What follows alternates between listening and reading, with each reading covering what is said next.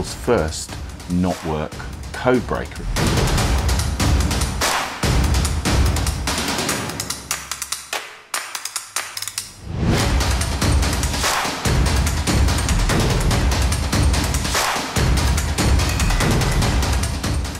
I wanted to create something that I could give to you to use with my blessing.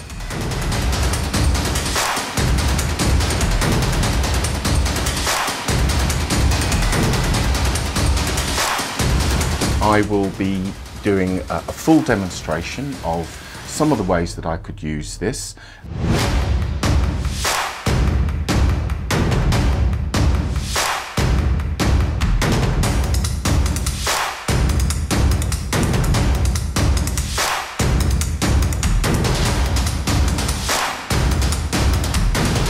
I'd love to see, genuinely love to see, what you do with these projects.